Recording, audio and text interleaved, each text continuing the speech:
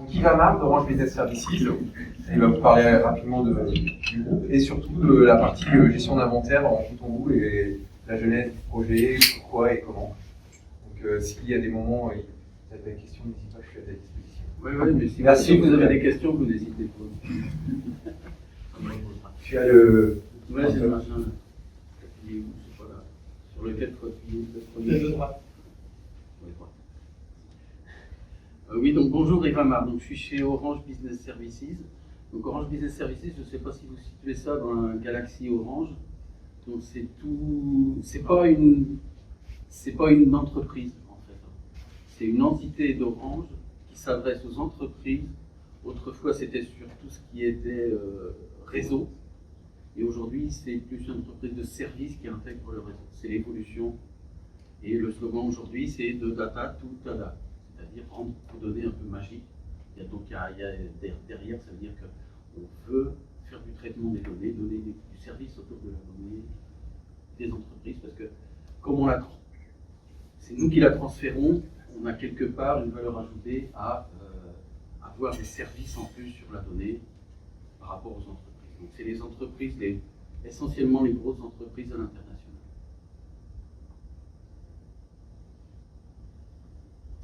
Alors, Calipark, on l'a mis en place il y a très longtemps, nous. On a eu la version 2.0 au départ.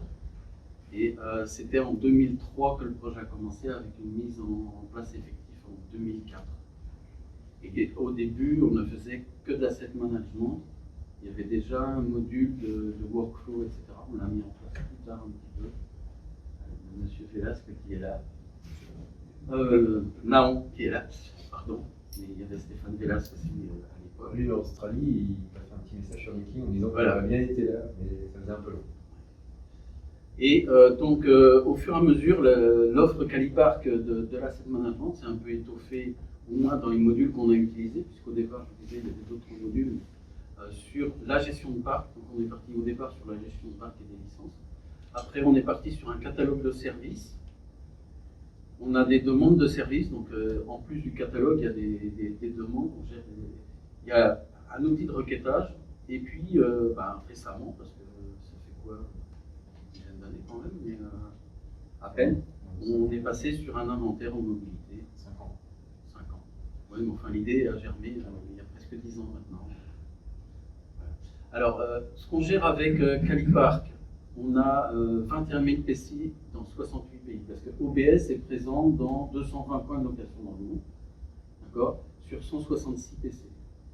Et moi, ce que je gère, c'est la partie internationale historique.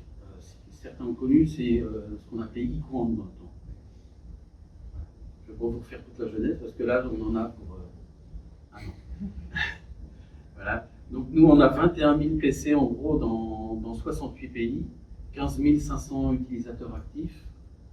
Et j'ai fait le compte, j'étais très surpris du compte, mais on inventorise sur tous les PC actifs 1,13 million de logiciels, avec un inventaire software tous les jours. On fait un inventaire hardware, des PC et software tous les jours. Alors nous, on a dans les services, on a 85 logiciels qu'on maîtrise complètement, c'est-à-dire qu'on l'installe, il y a une demande dans Calipark et on va jusqu'à l'installation sur le PC ou la désinstallation même. Si le logiciel n'est plus installé, n'est plus utilisé, on a des rapports d'utilisation. Donc on peut aussi désinstaller les logiciels sur les PC, genre Visio Project qu'on avait non pas en abonnement mais en licence. Pour économiser des licences et réaffecter, on peut faire de la désinstallation. Donc la téléinstallation, elle s'appuie sur SCCM. Donc SCCM, c'est pas dans mon outil directement, mais de la commande du logiciel jusqu'à son utilisation, son installation, etc. C'est mon équipe qui gère. On gère aussi l'installation des PC, donc tout ce qui est packaging du PC. C'est-à-dire que nous, on livre aux utilisateurs des PC préconfigurés. On l'achète au fournisseur, il faut une petite préconfiguration. Derrière nous, on a ce qu'on appelle e-bureau factory, parce que nous, c'est des e-bureaux, c'est la marque en fait, donc ils sont préparés pour le groupe Orange avec des spécificités à l'international. Et donc ça, en fait, c'est tout industrialisé. Et derrière, l'utilisateur peut commander les logiciels supplémentaires dont il a besoin. Et ça s'installe en 25 minutes sur le PC. Et derrière, il y a des étapes d'approval possibles. Je ne sais pas si on l'a dit là, mais en fait, on peut avoir 2 à 3 niveaux d'approbation sur un logiciel. Le manager, le responsable des licences et puis le local IT. On a des demandes de consommables. Pour nous, les demandes de consommables, ça va être les upgrades mémoire, qu'est-ce qu'on a d'autre, les upgrades mémoire, les disques, des choses comme ça. Les 3 types de demandes hardware, c'est du PC portable, du desktop, et puis ce qui est docking station. Et on fait aussi des services d'habilitation, d'achat d'accessoires, les demandes d'accès à distance. Donc voilà. Alors, après, on a les 2 process les plus utilisés, les plus importants. C'est la demande de PC par l'utilisateur. Donc, demande de PC par l'utilisateur, ça génère 2 choses. La demande de PC en elle-même, c'est-à-dire que nous, ce qu'on appelle le local IT, il va prendre un PC dans le stock, il va le donner à la personne. Ça, c'est le process PC request. Ça fait aussi la récupération de l'ancien PC, s'il y a un ancien PC, etc. Et puis, il y a ce qu'on appelle, dans le process PC request, il y a les stock requests. S'il n'a pas de PC, il va générer une stock request qui va arriver dans nos équipes centrales pour la commande de PC quelque part dans le monde. Et puis, du software delivery, dont je vous ai déjà parlé. Alors, en 2014, sur la partie essentiellement asset management, on a eu des problèmes. En gros, le titre du truc, c'est gérer sereinement son parc. On ne gère jamais sereinement un parc. Ceux qui ont une occasion, on n'est jamais serein. Et nous, on a une difficulté avec nos 68 pays. C'est que chaque pays a un peu sa façon de gérer. On gère tout en centrale, mais sur place, on est loin. Et d'autant plus que on a 150, ce qu'on appelle local IT, des gens qui gèrent localement les PC, mais ces 150 local IT, ils ne sont pas dans notre entité, ils ne font pas ça tous les jours. Nous, la plupart sont des gens qui ne sont pas dédiés à ça. C'est ce qu'on appelle les field operations, c'est-à-dire des gens qui interviennent au niveau réseau, au niveau chez les clients, dans les data centers des clients, etc. Et ils font ça en plus. Donc ils sont techniques, mais au Liban, par exemple, c'est un commercial qui fait ça, puisqu'on n'a pas de personne technique. En Afrique, c'est pareil, c'est des gens qui n'y connaissent rien. Donc, il faut absolument qu'on simplifie les choses. Et on avait, nous, de grosses difficultés à avoir un parc à jour. Et qui plus est, non seulement le parc à jour, mais le process d'attribution du PC arrivait à un état, le PC est attribué et puis ça restait comme ça. Parce qu'il fallait aller dans un logiciel que les gens ne maîtrisaient pas forcément. Donc c'est ça. On en est. Les conclusions de l'audit qu'on a fait avec Emmanuel, c'est pouvoir réaliser des mouvements de stock. Et on a eu tout de suite, en 2014, tout le monde commence à avoir des portables. Les stocks ne sont pas forcément à portée de main. Celui qui va dans le stock, il n'a pas de PC parce qu'il n'y a pas de prise réseau dans le PC, il n'y a pas de Wi-Fi. Donc on a dit, tout le monde commence à travailler via mobile. Pourquoi pas utiliser le mobile? Et avec une contrainte, c'est le mode déconnecté. Parce que le mobile, c'est bien en mode connecté, mais il faut que ça marche aussi n'importe où. Surtout qu'on va voir, il y a un process de delivery du PC à l'utilisateur. Comment ça se passe quand vous n'êtes pas connecté? Il y a un système de SAP automatique? Oui, c'est ça. Quand il y a des câbles de réseau? Oui. C'est automatique, il n'y a rien à faire? Si, il faut lancer l'application. Oui, mis à part lancer l'application. Alors, je n'en vois. C'est offline, online, c'est ça. C'est complètement automatique. C'est invisible. La synchronisation. Invisible, je dirais pas, mais en tout cas, ça prévient. Si on lance l'application et qu'on est déconnecté, ça dit qu'on est déconnecté et il nous dit même s'il y a des inventaires à synchroniser. Et dès qu'il y aura un câble de réseau, pas? Alors, non, en fait, vous avez un petit cahier suiveur qui vous dit la personne n'a pas à s'en occuper, hein, il scanne et puis s'il a du réseau, la mise à jour est faite automatiquement, sinon il reste, il a un panier suiveur. Quand il retrouve du réseau, c'est lui qui va faire la synchro. Ah, il faut qu'il est d'accord. Alors pourquoi? Non, il y a une histoire, parce que comme on a fait effectivement des tests avec Orange. Je connais le genre de problème.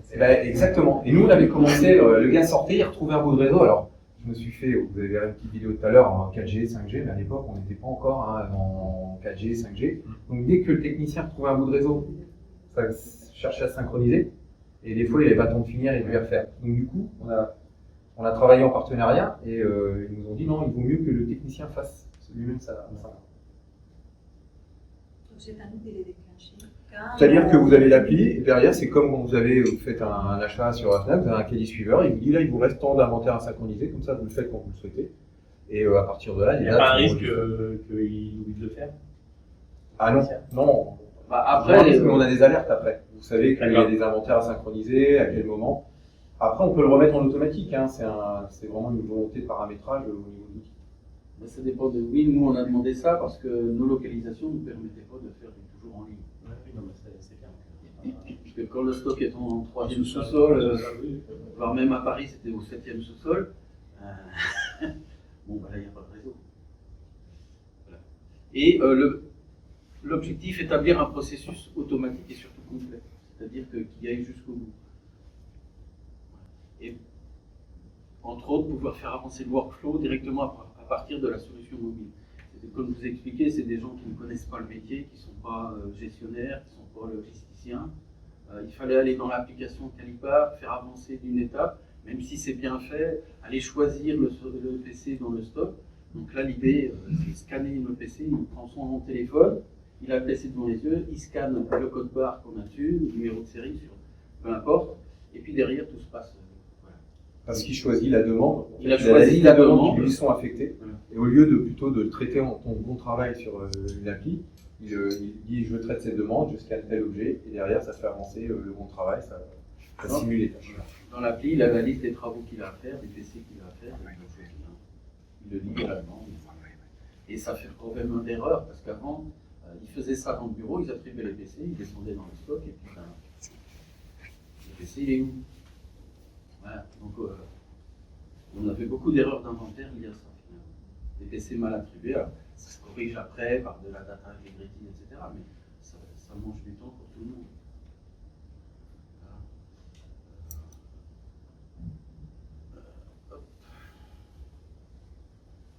Et donc, on s'est retourné vers Emmanuel en disant, bah, on avait un embryon de solution, à vrai dire, à l'époque, qu'on avait développé en interne, mais qui ne donnait pas complètement satisfaction, qui coûtait cher en plus, parce que quand on développe en interne, les coûts sont souvent cachés, et on n'a pas toujours les gens sous la main.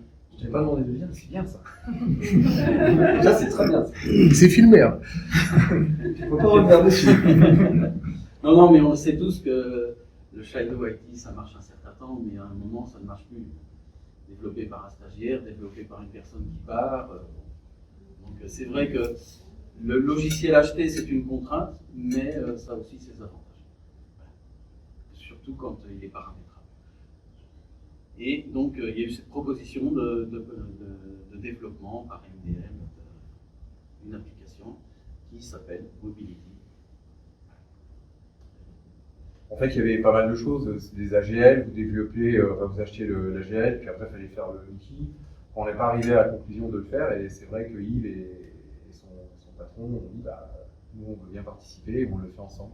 C'est une démarche qu'on aime bien, c'est travailler avec quelqu'un, cas concret, vous faites un développement, vous avez tout de suite le retour, ce qui vous permet de sortir une solution après nature et évolutive, et ça a été le cas de cette démarche. C'est vrai que c'est un peu consommateur de temps pour le partenaire, mais en définitive, c'est un bon investissement quand même, parce qu'on a l'outil qu'on veut.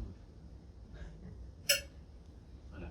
Donc au départ, on avait deux fonctions disponibles essentiellement, une entrée de stock, une sortie de stock, avec avancement du processus de delivery des PC.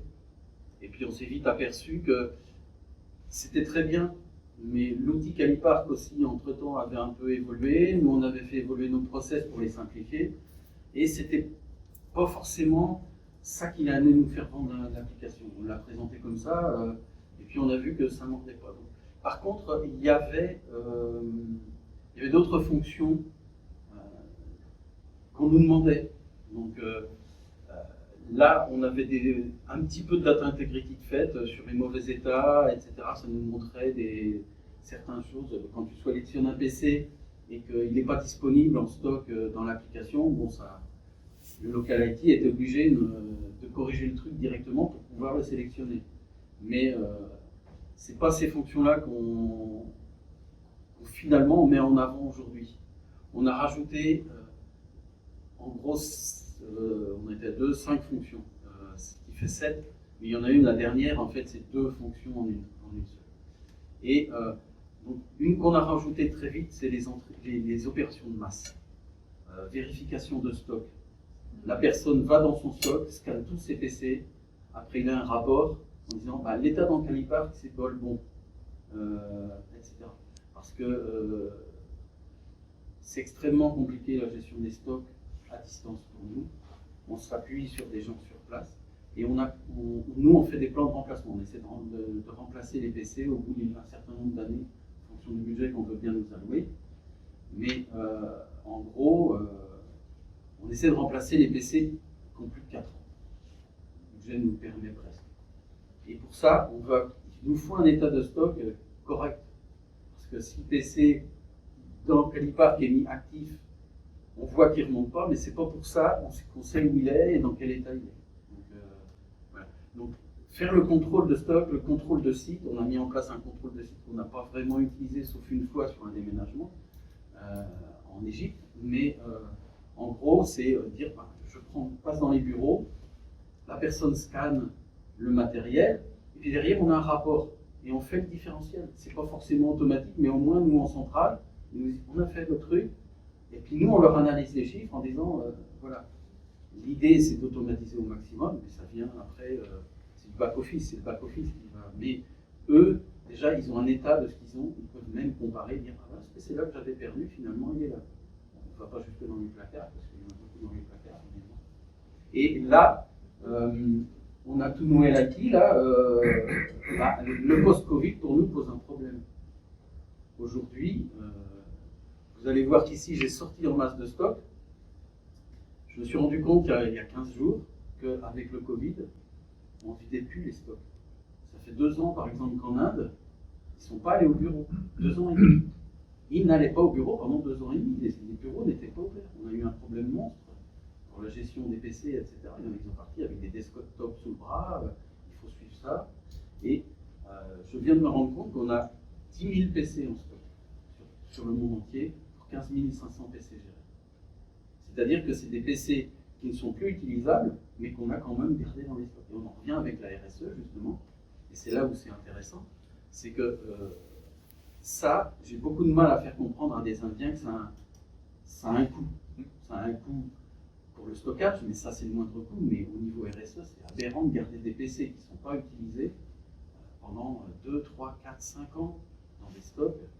Et forcer les gens Ils ont quel âge ce PC? Entre 5 et 10 ans. Ah ouais, parce que de temps en temps, ils en retrouvent, et les sorties de stock. Et c'est là où la RSE nous pose beaucoup de problèmes, c'est que derrière, c'est pas pour critiquer la RSE, mais c'est des process qu'il faut qu'on mette en place. C'est que nous, on leur demande des documents aux Indiens, aux Africains, même aux États-Unis, etc. Donnez-nous des documents de sortie de stock, que c'est sorti dans les normes de la RSE. Et ça, aujourd'hui, c'est pour ça qu'un outil RSE peut être très intéressant. Et c'est pour ça qu'on bosse avec Emmanuel. Moi, je lui ai demandé, nous, à Orange, on ne demande pas un nombre de PC sortis, on demande un poids. Un poids de déchets électroniques. Alors, en fait, ce qu'il est en train de dire, c'est que c'est notre meilleur bêta-testeur. Donc, on a décidé d'avancer sur KIRSE avec eux. Ils ont travaillé, on travaille en mode dégradé, on l'a représenté. Donc, ils ont décidé d'avancer avec nous sur l'appli. Donc, c'est première chose, il m'a dit, moi, c'est bien, mais quand tu sors, il me faut un poids. Donc, vous avez dû le voir dans la petite vidéo tout à l'heure, mais effectivement, dans l'application, il y a un poids qui vous permet de dire, voilà combien vous avez en kilos, et puis après, on peut donner l'équivalence en CO2 de ce qui a été en déchets. Ça fait partie des choses que Yves a identifiées. Et pour revenir à l'ampli mobile, donc là on a la sortie en masse de stock, donc il a tout sur une palette, il scanne les PC un par un, voilà, et derrière, nous on peut traiter ça en centrale, ou il traite ça en local, de toute façon, peu importe, mais il a un rapport précis de ce qu'il y a sur les palettes, parce que combien de fois on a des PC qui sont sortis de parc dans le Caliparc, et qui par contre sont encore actifs sur le réseau. Soit ils sont remontés, soit ils les ont sortis du stock avec le Covid, là ça a été l'horreur. Ils ont vidé les stocks de vieux PC en Inde. Il y avait un PC pour 5 personnes. 50 PC déclarés sur les PC. 50 personnes déclarées par PC à certains endroits. Parce qu'on est dans des centres de services où c'est du 24-24. Les PC portables là-bas, ils ne connaissaient quasiment pas, c'était que pour les managers. Et donc, derrière, oui, c'est bien, mais aujourd'hui, on a changé et en quelques semaines, il a fallu fournir des PC portables à tout le monde. C'est une autre discussion, mais là. Donc, les sorties de stock en masse, on a le contrôle de stock, donc ça c'est très important pour nous, et c'est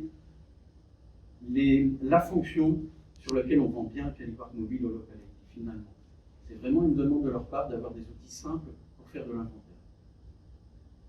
Et une fois qu'ils sont rentrés là-dedans, ils comprennent que les autres fonctions peuvent les aider. T'as l'accusé aussi.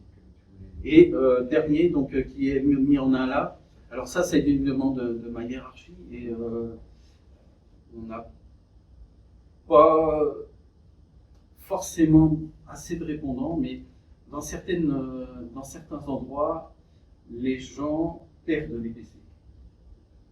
Et on a du mal à leur dire, mais si, on t'a donné ce PC-là, etc., qu'est-ce que tu en as fait ou quoi, on ne le retrouve pas.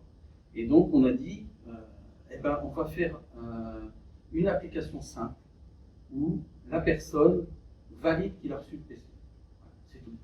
C'est le PC de bundle, peu importe. Hein. Mais derrière, donc, c'est simple. Le local IT, il prend son téléphone, il scanne le truc, et puis avec le compte Active Directory, la personne valide qu'il a reçu le PC, le bundle, enfin peu importe. Et derrière, c'est tracé dans Calipark. On a choisi d'utiliser un contrat. Donc en gros, dans Calipark, ça crée un contrat entre l'utilisateur et le produit. Et là, comme ça, on sait qui a physiquement eu le PC en main au moment où on l'a distribué. Parce que rechercher dans des demandes, etc., là, c'est simple. Et en retour, c'est là où il y a les deux parties, en retour, c'est pareil. Le local actif reçoit le PC, il dit j'ai reçu le PC de monsieur Intel, et c'est marqué qu'il a reçu le PC.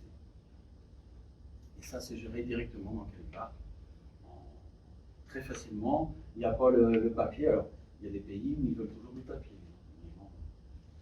On va les convertir au RSE de toute façon.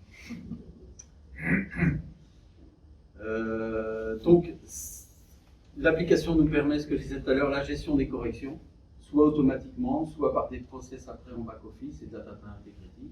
Moi, j'ai une personne qui est très douée en data integrity, qui sait très bien manier les données, etc. Donc, mais c'est une grosse aide d'avoir, nous, cet outil où on a des tableaux et puis après il y a la correspondance. Parce que quand on fait par exemple une sortie ou une entrée de stock, on va voir tout de suite dans Calipark si le PC déjà existe dans Calipark. Parce que nous, on a des entités, des sites qui sont mixtes entre. Parce que moi, je ne gère pas par exemple la partie française, mais dans OBS, on a aussi une société qui s'appelle OBS SA.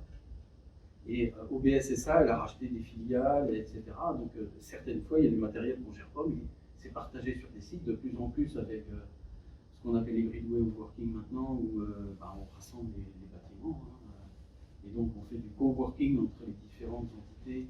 Mais il y a quelques entités, la Pologne par exemple, n'est pas gérée directement par moi, ils ont leur propre système, c'est des histoires historiques. Il y a des business et data, base farm, tout ça, c'est des sociétés qu'on vient de racheter, ils ne sont pas encore complètement intégrés. Et donc ça permet de voir, tu as récupéré un PC, il n'est pas à nous. Voilà. Pourquoi il n'est pas à nous Et puis, mauvais état, mauvaise localisation. On a un stock, il scanne un PC, non, dans Calipark, il n'est pas censé être à cette localisation-là. Nous, normalement, les PC ne changent pas de pays si un utilisateur déménage, mais on ne maîtrise pas tout. Quelqu'un qui déménage, il veut emmener son PC. Alors que nous, ne serait-ce que pour des raisons légales, on ne déménage pas un PC d'un pays à l'autre. Au niveau de gestion des IMO, c'est extrêmement compliqué. Donc on a des règles, les gens ne les respectent pas. Moi, je ne peux pas savoir qu'à Singapour, il a déménagé en Chine et qu'il a emmené son PC. En général, on me demande, la règle, c'est non. Mais nous, ça nous permet de voir des mouvements inconsidérés de PC et de savoir, tiens, il est là. Et on ne voit pas, bien sûr, mais au moins on prévient, on reprend les process. Et puis derrière, il y a back-office que nous, on n'utilise pas aujourd'hui parce que On a nos propres requêtes via BI dans Calipark, mais il faut savoir qu'il y a un back-office pour ceux qui veulent être tout de suite opérationnels sur la chose, qui permet, là tu peux en parler mieux que moi, mais... On l'a rajouté au fil du temps. À l'origine, c'est une application qu'on avait développée ensemble, c'était de prendre des référentiels et de pousser les infos quelque part. Vous savez ce que c'est, le client, ah oui, je commence comme ça, puis il vous demande. Donc là, il y a une solution que je vous ai montré en démo, complètement autonome, où vous pouvez directement maîtriser, piloter vos inventaires, avoir des tableaux, des requêtes.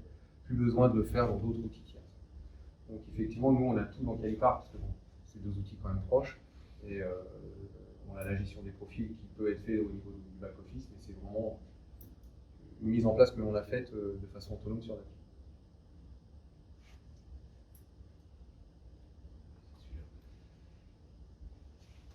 Donc si on fait un bilan rapide, donc, on améliore le délai de livraison des PC aux utilisateurs, puisqu'on simplifie le process.